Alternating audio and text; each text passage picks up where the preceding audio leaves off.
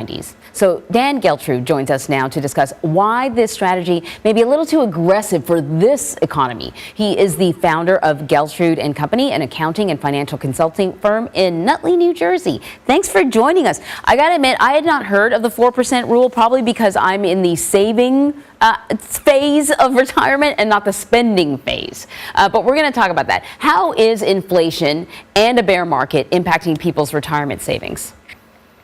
Well, it's having a devastating effect because it's a 1-2 punch. What do we mean by that? Well, when we're talking about being in a bear market, the value of those investments are coming down. Punch one.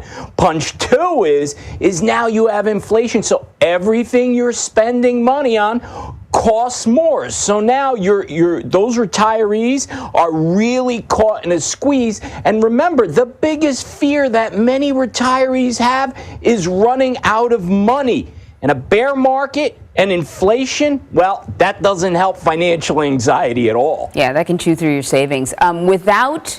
Withdrawing 4% of retirement savings per year has been the standard for like 30 years. But should current retirees plan to spend maybe more conservatively these days?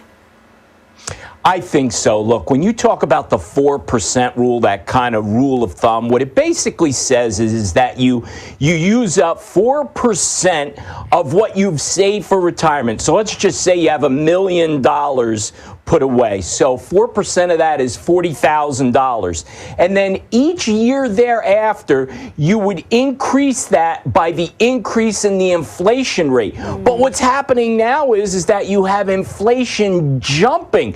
So there are variables that don't necessarily make that 4% rule applicable all the time. It's somewhat of a theory. It's a good guideline, but it doesn't always work. Okay, so you're a retiree, you need to spend less money, but prices are going up. I mean, how do you do that?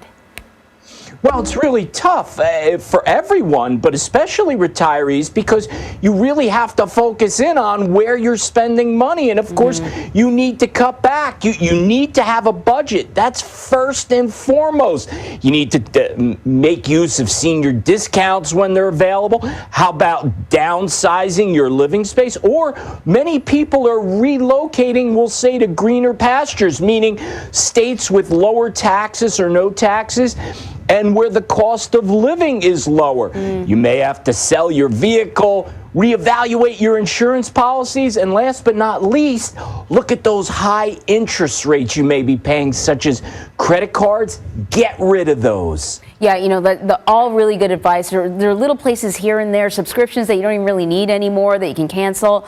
But I think, you know, some people are going to hear this and go, oh my gosh, I feel like I'm restrained now. Dan's telling me to restrain myself even more. But we're talking about sort of a moment in time that inflation is high now, but the hope is it will eventually go back down and then you can normalize your spending a bit, right?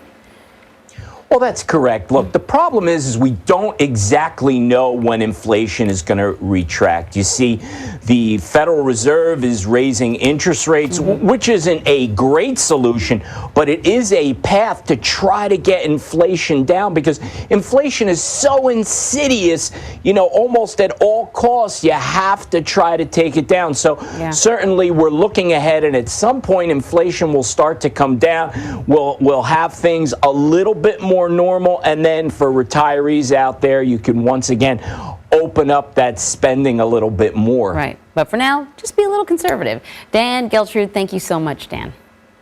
Thank you.